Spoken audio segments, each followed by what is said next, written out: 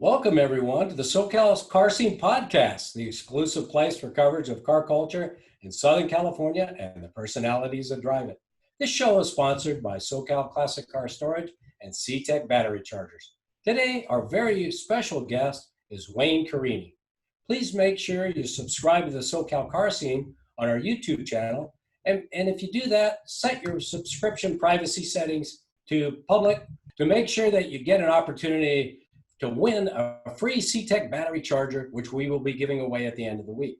Like I said, we are honored to have as our guest today, Wayne Carini. Wayne is the owner and operator of three companies in Connecticut: F40 Motorsports, Continental Auto Limited, Carini Carrozzeria. Wayne is also the host of Chasing Classic Cars on the Motor Trend TV, where he gives viewers a true insider's perspective of his personal mission to uncover the world's most rare and exotic cars. Chasing Classic Cars is celebrating its 14th amazing season. Wayne is also actively participating in and regularly attending many different car clubs and events to get young people involved in the car collector hobby. At home, Wayne is a dedicated father of two daughters and a husband of 24 years. Wayne, thanks so much for joining us on the Socal Car Scene. Thanks for having me. You know, that's a little dated, that thing. So I've been married actually for 37 years. 37?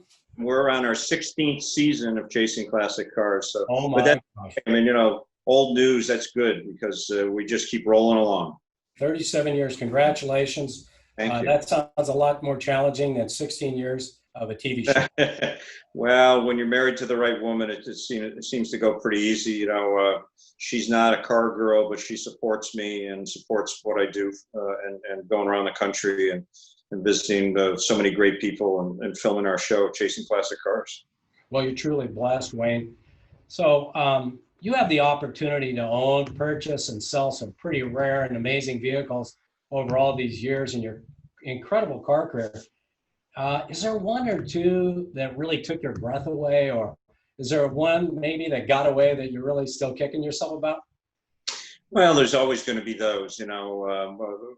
When people ask me what's your favorite car, I always say the next one. So, you know, that's something. You're always looking, you're always adventurous, I can't wait to wake up every morning to see what's about to happen, because there's so many things that happen every day that aren't planned that it's very exciting to be in this business, that's for sure. You know, my favorite car in the world, other than the next one, is a 1960 250 short wheelbase Ferrari. I just think it's the most fabulous car probably ever built. And you know, some of the most exciting episodes were we found a Bugatti in a barn in New York. That was an exciting episode. And then I found a Stutz Bearcat in Statesboro, Georgia. That was a very exciting episode. I remember that one.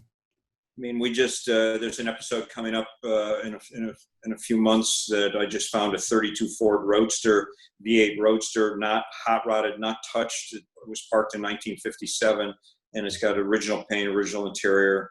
It's just a nice old car, and so each one is very different, and each one's just as exciting as the previous one. So I love this notion of the chase, and this is really where you derive a great deal of pleasure, it sounds like, in your career, which is, it sounds like it led to the show. But when did you have an aha moment that pursuing cars and maybe capturing the car was really a big passion of yours?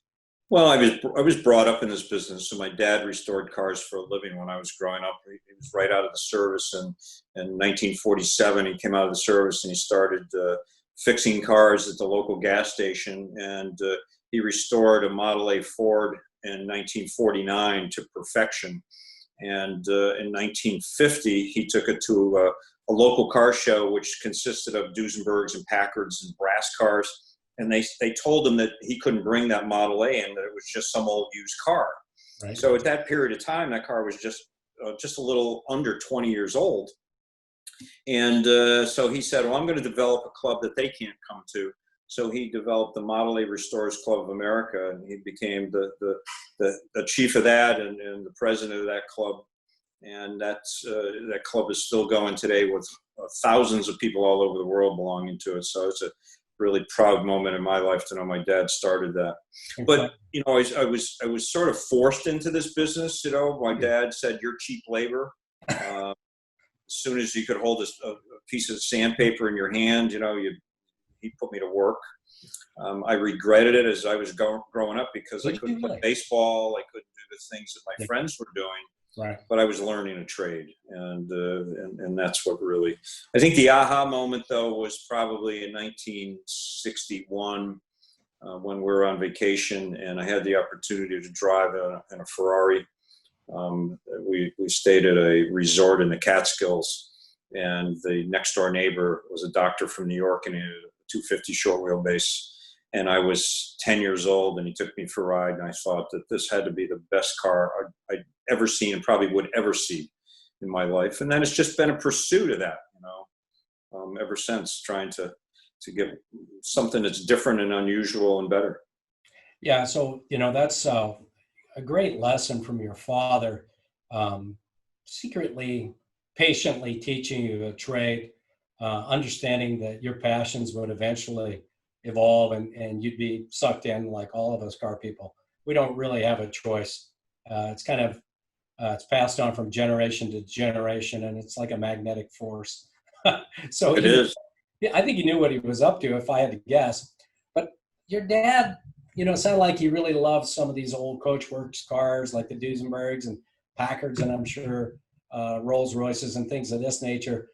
When you were a young man, you got your hands on that stuff. But when did you and your dad start working on cars from a business perspective?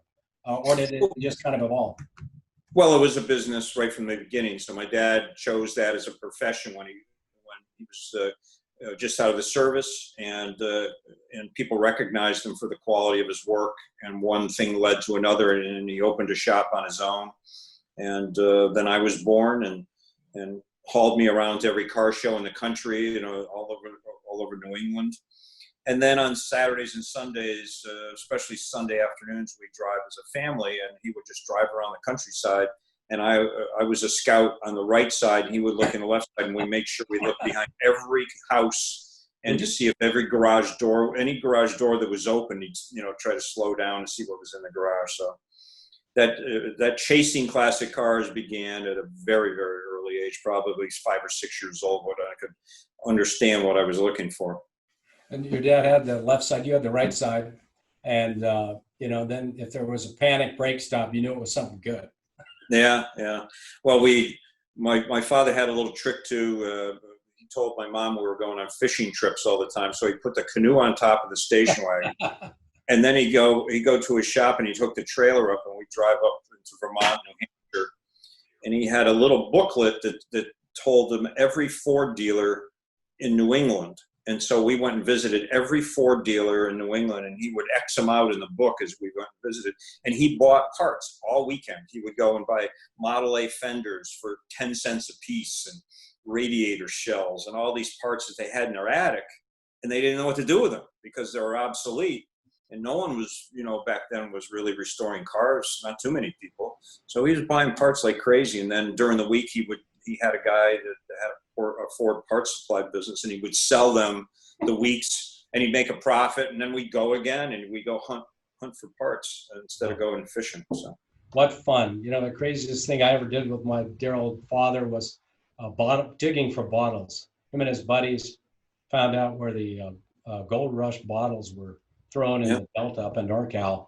And on the weekends, us 5 kids would go with my dad into the Delta and probe for bottles. I mean, that was just, but you know, we look back at those things, we wonder if those kinds of hunts with our fathers are still possible. It sounds like such a great, crazy adventure, but hopefully parents can continue to drag their kids into these things, because I think they're really formative for young people.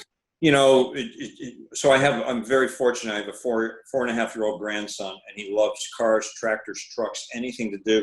He has not looked at a computer ever in his life, so far. And so we keep him busy, taking him for rides in all the cars, and driving, and you know, digging dirt with the skid steer from one pile to the other, anything to keep him busy. And it works. It works. Wow. Well, that's a great story. Thanks for sharing it.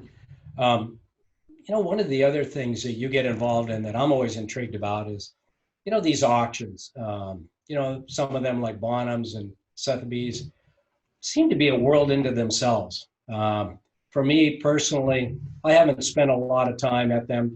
Of course, been to Meekum and Barrett Jackson, but some of these auctions where you're selling rare automobiles, it seems like it takes a high degree of expertise. How long did it take where you got, proficient and felt like you had that expertise on the selling and buying it? Well, first off, people say, how did you learn everything you know about cars?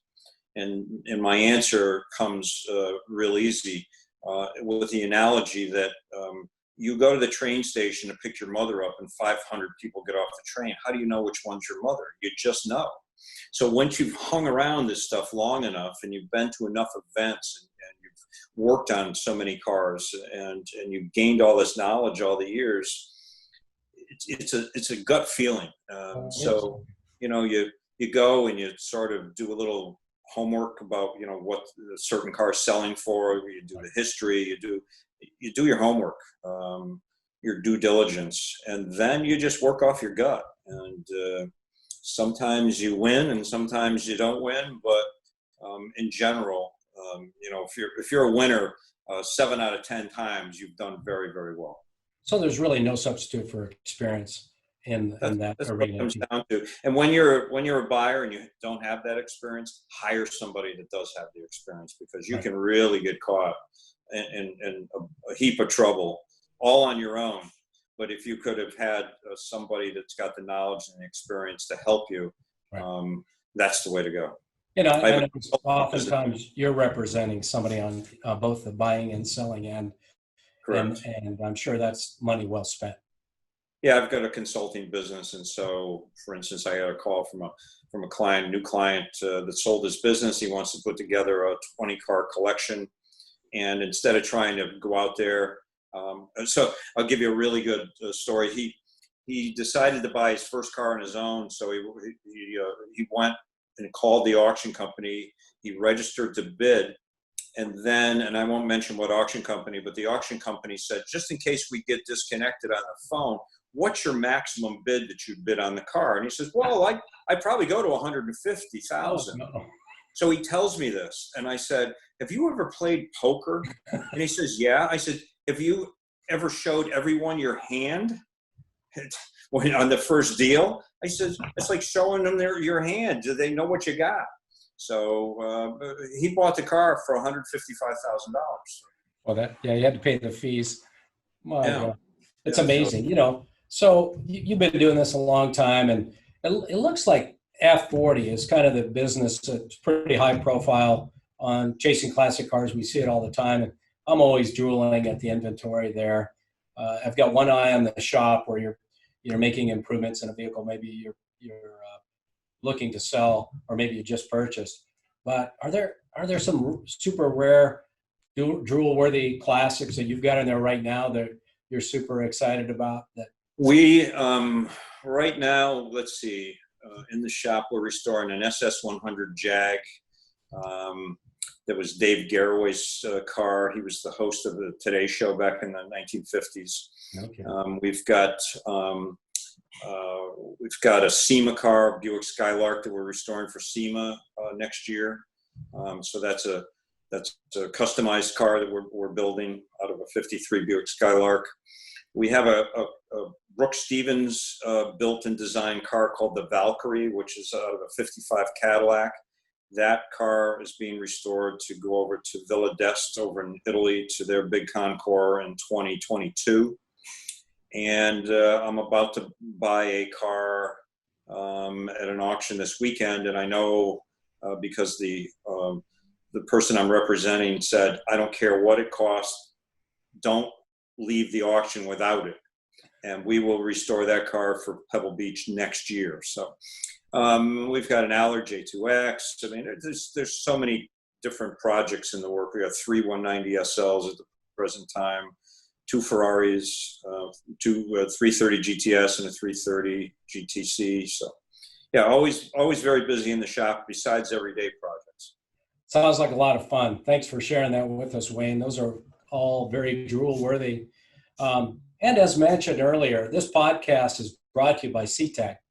Are you looking for a smarter way to charge your car's battery? Our friends at CTEK lead the way in the care and maintenance of vehicle batteries. CTEK's unparalleled knowledge and continuous investment in innovation means they offer high-quality, reliable chargers that are effective, easy to use, and most importantly, safe for their user and their car's electric system. The quality of CTEK's products make them the trusted provider of the world's most recognizable car brands, including Audi, Bentley, BMW, Corvette, Ford, Ferrari, Maserati, Mercedes, Porsche, and numerous others. Get yours today at smarterchargers.com. By the way, I've got, I think I've got 10 CTEK chargers in my personal collection. So. Nice. 10. They're always plugged in. Matter of fact, I plugged one into my RTV last night. So even your RTV. Batteries seem to be going a little low on that. So even I'm charging that. Yeah, we've got a few motorcycles around here plugged into those as well. And, you know, quite frankly, they're just the best. They give me the most information, and they also seem to have the ability to recover from a complete nightmare where it looks like the battery's not going to take a charge. I can always count on those things to overcome the impossible. So, you know, I said 14, but now you're in the 16th year. Is that correct, of chasing classic cars? That's correct, yeah. So we have a little over 200 episodes. I don't recall how many we actually have, but I think it's 208 or 212, something like that. Yeah. We're now in 52 countries around the world. And so it's taken off. We're in Europe, we're the third most popular automobile-related television show in Europe and across Asia. And we're number one down in South America. And we're in the top 8 here in the United States. The United States seems to have sort of gone in a little bit different direction with these other shows called Roadkill and things like that. So classic cars are still loved, but not like people in Europe love classic cars. So when you think back to those early days of chasing classic cars, could you have ever imagined that kind of success with this show? What were you thinking, like, maybe we'll last a season, or what were your thoughts? We thought it would last maybe a season or two. It's so very difficult to get a show that lasts more than 3 seasons. So in our 3rd season, I signed a 4-year contract with the network. So we sort of knew something was going on then. Of course, the network never shares that information with you because you'll always want to negotiate your contract a little bit more. But we knew we were pretty strong. So yeah, never thought it would do this. I had no intention of ever doing any of this stuff in my life. Just this opportunity came along, and so I define the word luck with preparation meets opportunity. You're prepared, and somebody gives you an opportunity. They open that door, just that little crack, and you take that opportunity. And when it works out really well, that's luck. And I think a lot of young people need to hear that message over and over again, because, like you said, it's that Boy Scout motto. Those tried sayings, those old sayings, right? Be prepared. Yeah, seems simple, right? Be prepared for success is kind of your point. And of course, you got to put in all the hard work and everything, but preparation so important. It sounds like preparation and patience. There's not a lot of patience in the world today. Everybody wants everything immediately. We've been trained that way, with the internet. I remember my parents going to the furniture store and ordering furniture, and it wouldn't come for 8 to 10 weeks. Well, if you don't get you don't go to a local furniture store, if you don't have that living room set in your living room in like 5 hours, you flip out. The guy can't get it there any faster, So patience is something really good, and just be beyourself, but be prepared. A really good friend of mine, Jim Calhoun, was the coach of the Yukon Husky basketball team at the University of Connecticut, and he drove that into his players. My number one player, I want my bench to be just as prepared as my number one player, because I know one of these days you're going to get called in, and you better be prepared. And so they practiced like that every day, just like they were the #1 player on the team, and it paid off. Great story, great message. I'm always curious about the cars that you chase on the show. How often do you wind up in dead ends or like stuck in some, crazy garage or barn, and you're like, oh my gosh, how did we get ourselves into this situation? We better go get some tetanus shots, and you're climbing over all kinds of, 100 years of stuff, and you're worried about, cutting yourself. But how often does that happen? We see the success aspect of what happens on chasing classic cars. What about the flip side of the equation? Well, I mean, on chasing classic cars, you see reality. So you basically see everything that happens. I mean, and yeah, we go down dead end roads sometimes. We'll go. One example is that we went to Chicago to buy a Lamborghini Miura, and the postman had sent me on. He met me and he says, "This is Jay that owns the car. Will you show me the car, Jay?" He shows me the car. I said, "Can I buy it?" He says, "No, I won't sell it. There's only one person I'll sell this car to, and that's Jay Leno." And I said, "Well, Jay's got 2 of these. I don't know what he'd want with a 3rd one." He says, No. So I said, "Well, let's call Jay up." So I called Jay on my cell phone. I said, "Jay, would you talk to this guy? His name is Jay too." And he talks to Jay and he hands me the phone back. And he says, "That wasn't Jay Leno." And I go, But long story short, we wanted him to know about our television show, and he didn't have any cable. He had a TV and a DVR player. So I sent him some discs of my show, and he liked it. And he says, "How do I see more?" So I hooked up cable in his guy's house, and my wife paid the cable bill for 3 years. No way. Every month she paid. She goes, "This is ridiculous. Why are we paying this cable bill in Chicago?" I said, "Don't worry, it'll pay off." It's a rare car, honey. Trust me. Unfortunately, the postman got a backer and bought the car himself. No kidding. And of course, they never told me about it until for 6 months I'm paying the cable bill for a car that was disappeared. Next thing you know, the guy's got HBO and Showtime. He's got everything now. Yeah. So, yeah, I mean, the other day we had a 1959 356 cab Porsche. Been in this garage for 50 some years, and we pushed it out of the garage, and we'd agreed on a price. And so I inspected the car. It was covered in stuff. We had to uncover it. It took about 45 minutes in the garage. We pushed it outside. I agree to pay the price, and he says, "Now push it back in. I've changed my mind. I don't want to sell it." So it went through this whole routine on one of the hottest days of the year, and then he decided he didn't want to sell. We had to push it back in the garage and pile the stuff back on it. You have to reorganize the mess in the garage? Wow, that's cool. Yeah, he's sort of a hoarder, and we couldn't throw anything out. We had an air conditioning unit that looks like it was made back in the 50s. And I said, Jim, you want to throw this out? And he goes, no, I may need that someday. Put that back in. Whatever. Well, that was one of the things I was thinking about too. There's a fine line between garage and barn finds and hoarding, but I think the lines are blurred. I think a lot of old car people that never let go of their stuff are also pseudo hoarders. Is that putting it lightly?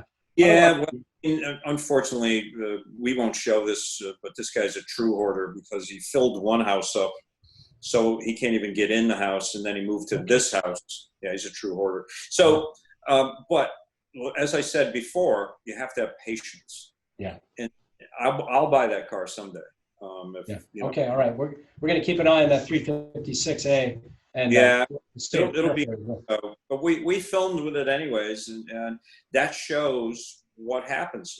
Everybody says, "How can you show that you didn't buy the car? How can you show that you lost money at the auction?" I said, "Well, it's a reality show, and that's real. Sorry." No, that's great. So, one of the things also that I notice about what you do, and that's what I really like about your pursuit of cars, is that you're finding cars and you're pursuing cars and purchasing vehicles that many of us have never gotten close to or never seen. When you did that Stutz Bearcat, you found that car, and I don't know, that was like their 3rd or 4th shed, the Pierce Arrow, Duesenbergs. I've never seen any of these cars up close other than a car show. Is this by design, or is that always these rare cars? Is that what you're intrigued in? Is that kind of a genetic thing that passed on from your dad to you? or is that just who Wayne is? Well, I think it certainly was passed on from my father to me, and I like rare and unusual cars. So, for instance, some guys collect, and don't get me wrong, I like these too, but Mustangs, or they collect Camaros, or whatever it may be, Volkswagens or Austin Healey's. I like a total different palette of cars. You know, I like everything from Messerschmitts to Davises and just all sorts of cars. The weirder, the better. And the more unusual, the better. So I think I got that from I grew up in Glastonbury, Connecticut. My father had the shop restoring classic cars. My cousin built hot rods in a shed next to the barn. And then there was Candy Pool Sports Car Shop and Luigi Canetti Motors locally. And so I got a well-rounded education with automobiles. So when you find these cool cars hidden away in people's garage, or, you know, around the country, do you ever ask yourself, well, you know, we got to be running out of these, you know, eventually Wayne and the people that do this are going to find them all. And pretty soon, you know, we're going to be out of the good stuff. And we're going to be stuck looking at 1998 Dodge Omni or something like that. Or will it just perpetuate? Will this continue as long as people are buying cars for now and forever? Or is there an untapped, you know, bunch of cars out there hidden around? There's a lot of cars that are still out there. You know, so parents left them, grandparents left them to the parents. Now the parents are getting to be older and they're passing away. And then the kids in the family don't want them, so they sell them. And that's the phone calls that we look forward to. Is, you know, when some family really doesn't want to keep the car in the family. Most families never got rid of any cars. I mean, to buy a new car every 3 years was unheard of. But a lot of the cars we find, they're put in garages for reasons. So it doesn't run. You know, we couldn't figure out what was wrong with it, so we just parked it and we bought another car. Right. That was the circumstance with that Stutz Bearcat that I found. The cylinder head was all carboned up and it was making a knocking sound. And that was a common problem because the grade of gasoline they were using was almost kerosene. And so therefore carbon buildup, the knocking noise, they would shut it off. They'd pull the head off and couldn't find a head gasket anywhere. And it sat there for all these years. And that was the story with the Stutz. So there's plenty of cars still around, but yet people's tastes are changing, and the generations are changing as to who likes what. Right. But great cars will always be there. You know, brass cars 20 years ago, brass era cars, spectacular cars. And I said, boy, now is going to be my opportunity within the next 5 or 10 years because to buy these things, because they'll fall off the face of the earth as far as value goes. Well, they've increased tenfold as to what the value is, because now there's tours, there's people that still enjoy using them. And just to park something, sometimes you don't get the enjoyment out of it, but if you can use it and drive it and share it with others, that's what makes the difference. We had Wayne Kawasaki on, the CEO of Coker Tires. And Wade's a good buddy of mine. He was telling us about some of the amazing cars that go on that great race. His company, Legendary Companies, is responsible for the great race. And he was telling me that you'd be surprised at cars from the 20s and the teens and the 30s that are going on that race. And he said some of them actually win that race. I'm like, that's incredible. So, you know, you kind of imagine a museum piece for a lot of those brass cars, but not so much for some, right?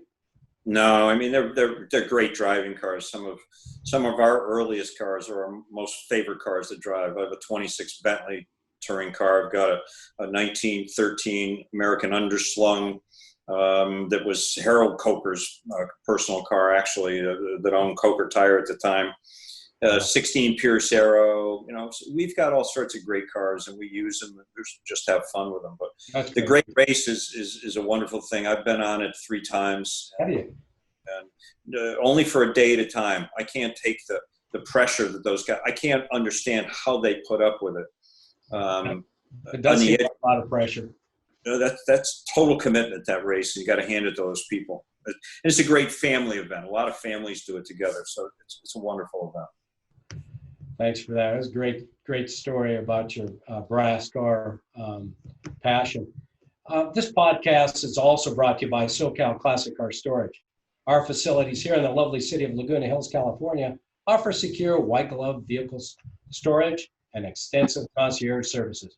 In addition to storage, our expert staff helps sell and consign vehicles for those of you looking to sell. For more information, visit us here in Laguna Hills or find us at socalcarstorage.com or facebook.com/SoCal Car Storage. So one of the other things that we wanted to chat with you today about, Wayne, is this impact that COVID-19 has had on car events around the world, and some of your favorites like Pebble Beach, the concours up there, with that week, Car Week coming up, and then SEMA recently being canceled. Of course, that's huge. That hit a lot of people pretty hard. But how's that backdrop impacted you personally and in your various business interests? Well, it's a real tough thing when you've got a routine that you do, let's say over the last 20 years, or actually this year would have been my 38th straight Pebble Beach. 38 straight years that I would have gone, and this has disrupted that rhythm. So it's an unfortunate thing. But Car Week is happening right now. There's not too many things going on in the Monterey area this week, but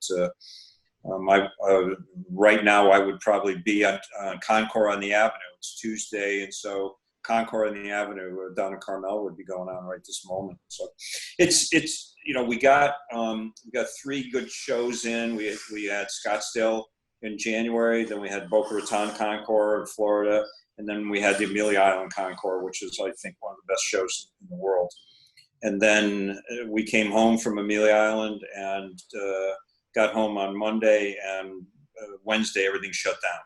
So it's a huge impact on our industry. We are still humming along, though.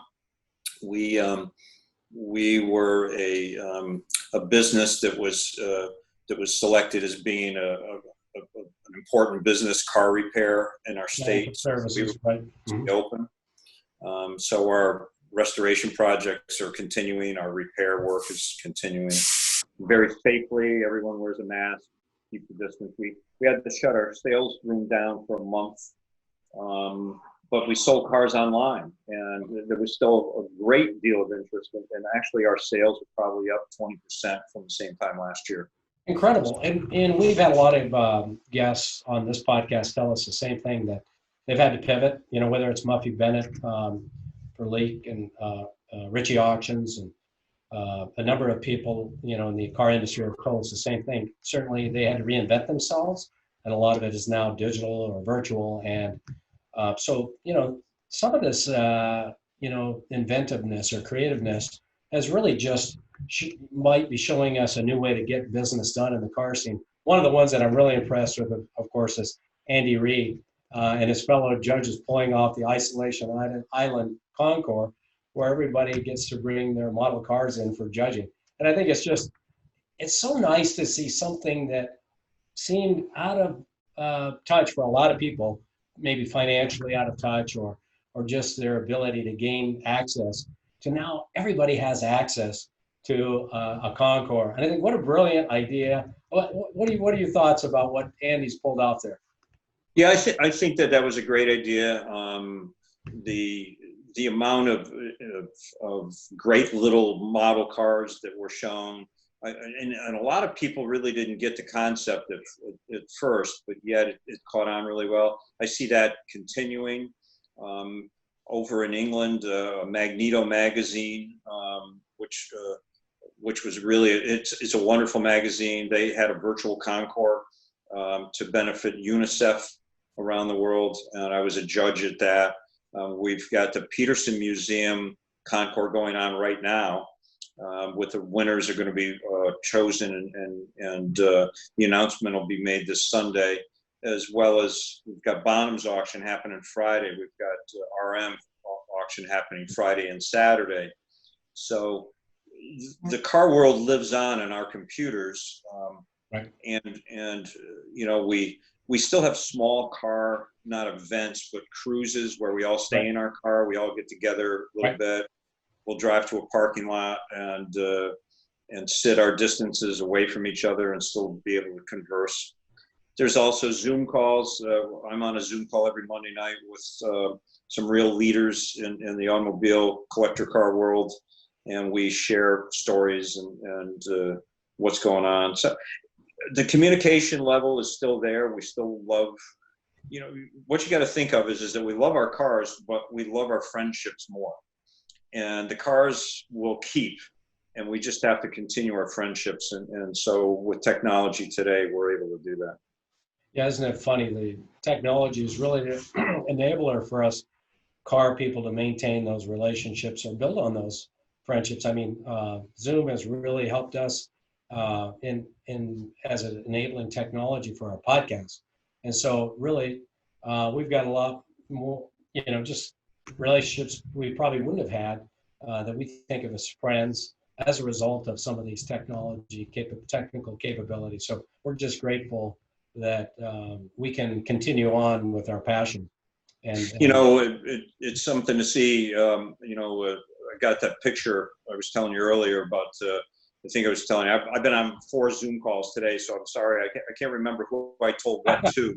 Right. But I got an email from the Antique Motorcycle Association yesterday, and it showed a picture of the second annual dealer meeting for Harley Davidson, and they had a new Harley on a platform, and there was probably 60, 70 people standing around it, and it was taken in 1919, and everyone had masks on. So it was the Spanish flu, almost exactly 100 years ago, and it wakes you up to say, you know what, this is not the first rodeo that we've had to deal with this type of pandemic. But I really truly believe that we're going to find a cure, a vaccine for this that'll open everything back up to us, and hopefully by January, February next year, we'll be back to somewhat normal. Right, somewhat normal. Well, I know Scottsdale's happening in October. I think they're going to be bringing, they've changed the schedule a little bit, but that's great. So I think there'll be companies that, depending on the location, will start earlier, and maybe they'll change some of their locations based on the, maybe the more safe areas, for example. Changing subjects quite a bit. The one car that really intrigued me that you had built or commissioned was that green mole Roadster. Yeah. Just an incredible car. The NorCal story is part of where I grew up. I grew up in the Walnut Creek, Pleasant Hill area, East Bay. And my dad used to take me to that Oakland Roadster show. And now I take my son to the equivalent down here in Pomona. And so it's passed on to the next generation. But I've read some of Mole's background. It sounds like a lot of what he does comes from, the origins of that show that so had an influence on him. It's really having an impact in the cars that he designs. Give us some background on why you commissioned that car and what's the story. A lot of people say, Wayne in a Roadster, that era, is that, that's not his thing. So, but I think it is. I grew up around hot rods. My cousin built hot rods from pieces of junk stuff in junkyards when I was growing up. So I got the hot rod bug probably when I was about 10 years old. I was the gopher, go for a beer, go for this tool or that. Yeah. And I learned a lot. Steve Mole and I had been on the California Melee together 3 different opportunities, and he had driven this car that he had built called the Gatto, which looks like an Italian coupe, and it has a Ferrari engine in it, and he built it for one of his great clients who I've become very friendly with. But Steve has such a passion and the mindset of quality, and he wants to make his cars so they drive.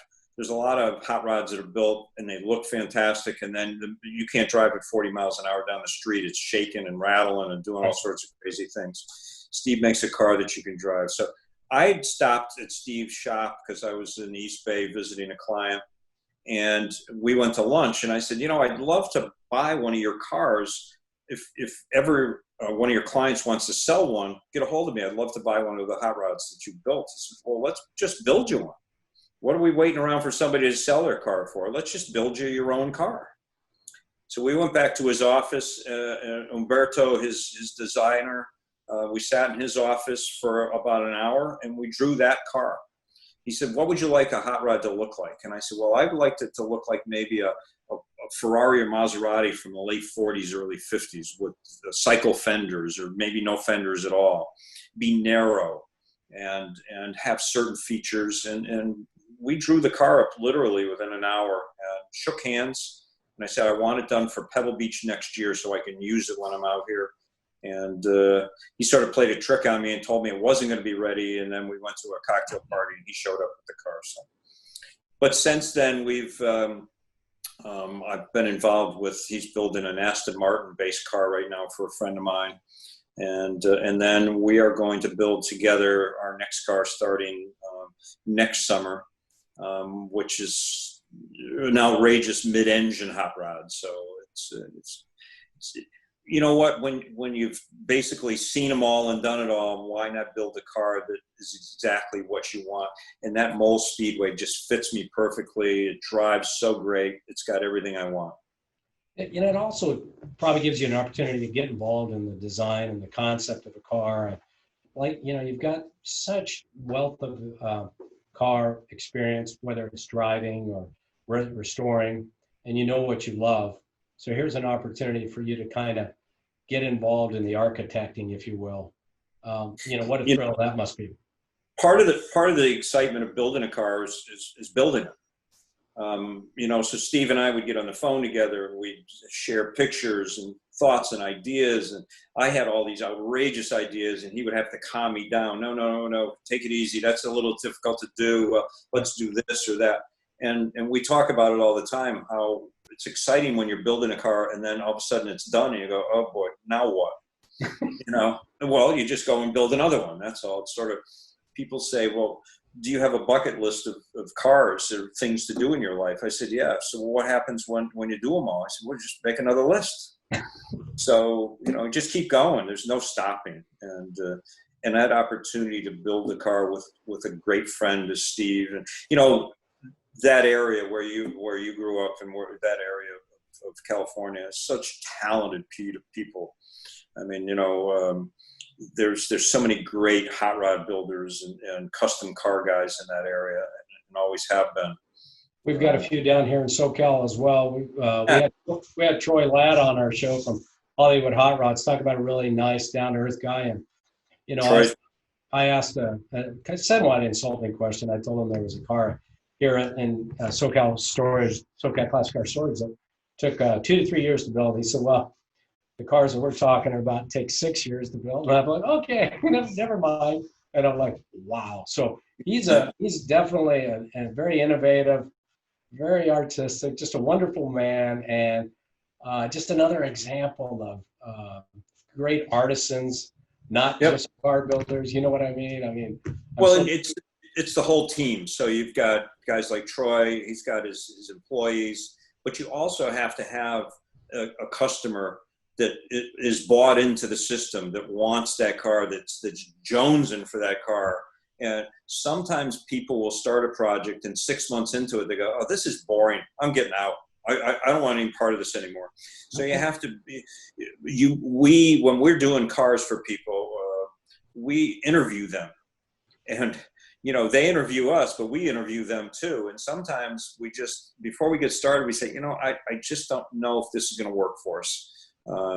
That this is maybe not the perfect marriage made in heaven. And so you're better to say it up front than when you're in. It's sort of like being married. I mean, you know, you got to make sure that you're in for the long haul.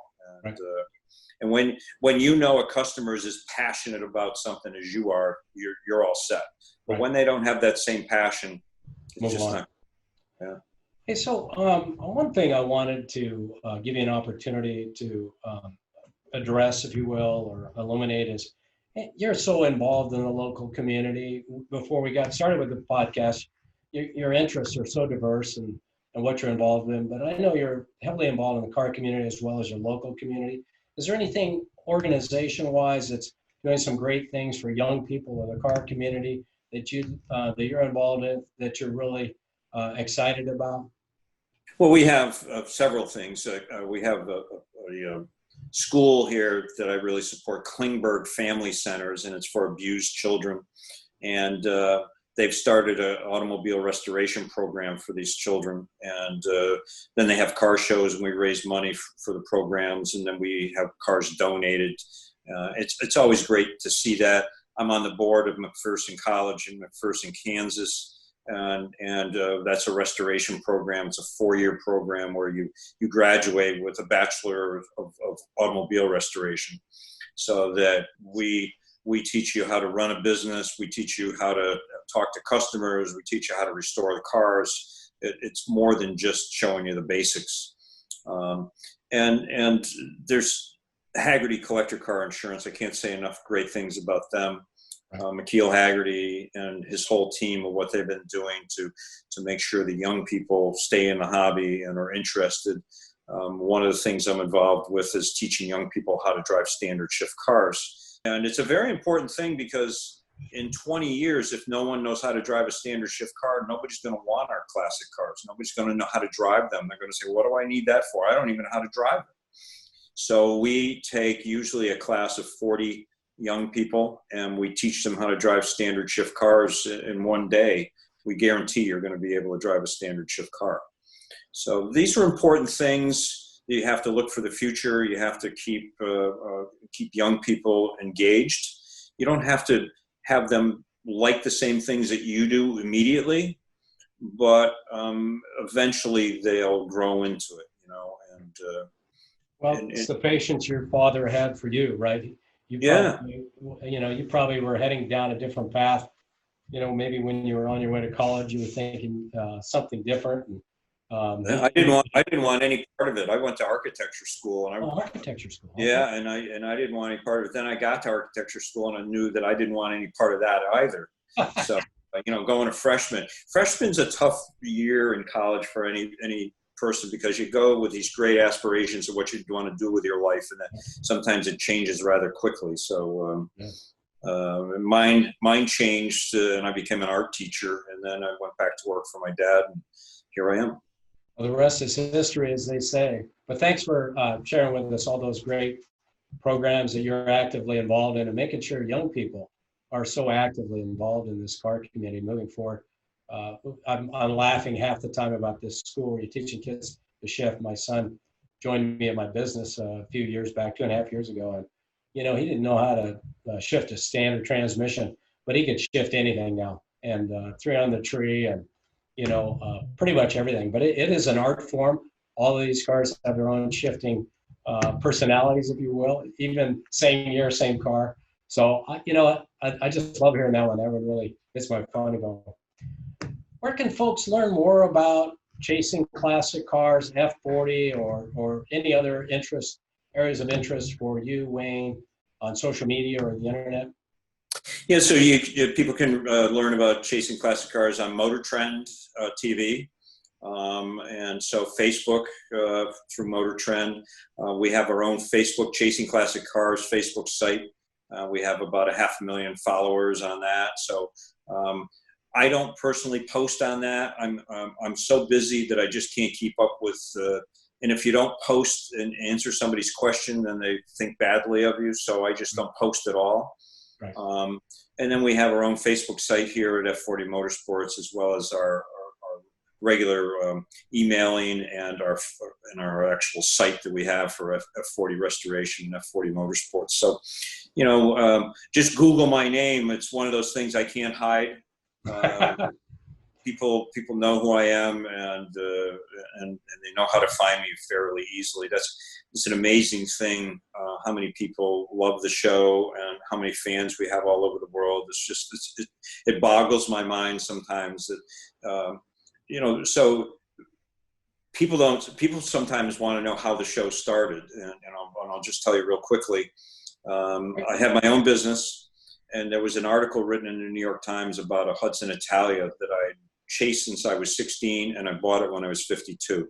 Very rare car. I made 25 of these cars. My friend Donald Osborne, who you see on Jay Leno's show, Big Dog Garage, Donald and I have known each other for 45 years. And so he wrote an article about that pursuit of that car. It appeared in the New York Times, and the head of my production company read that on Sunday, called me on Monday. Monday afternoon, he came to my office. I agreed to try filming with him, and that was 17 years ago, over 200 episodes ago, and it just took off. It was an amazing thing to see what happened. So I'm very blessed. Yeah, you know what? I think it's a great story, and we're just so excited to be able to share it with everybody. One thing I will tell you, Wayne, this is the first chance we've had to meet, at least in Zoom meeting format, if that's meeting each other. But a lot of my associates, friends, and people that we know have met you at car shows or in other events, and they just say Wayne's one of these guys who'll give you, the time off, the shirt off your back or whatever time you need. And so congratulations, not only for your success, but for being accessible to the average car person who, really just wants to reach out and, get a little piece of you. And I know you're stretched really thin. So I think that, that tells everybody all they need to know about you, Wayne. Well, it's pretty simple. There's one thing in life we all must do is just be yourself. Be honest, be yourself, and enjoy every day. And that's what I do. And I really enjoy meeting all the fans of the show and fellow car enthusiasts and hearing their stories, and it's worked. So Wayne, that's pretty much a wrap. I want to just thank you for joining us today. That was an incredible ride, and we greatly appreciate your time. We know you might have 5 more Zoom meetings today. Hopefully this is... I think this is my last one of the day, so I'm good. Oh, okay. Well, hopefully this is the best. Yeah, that's for sure. I got a sign painter. We're building an Elgin race car right now, so he's waiting to see me so he can letter the car. Letter the car. Yeah. Wow. Well, and for those of you watching us today, don't forget all of our episodes are on our YouTube channel, the Socal Car Scene, where you can see videos of our incredible guests like Wayne. Please watch, follow, and most importantly, subscribe so that you never miss an episode. And of course, to get a chance to win that CTEK Charger. If you prefer to listen to these episodes, please go to all your favorite podcast platforms like Apple iTunes, Stitcher, Buzzsprout, Google Play, and the Socal Car Storage /media page. Thank you for watching and listening.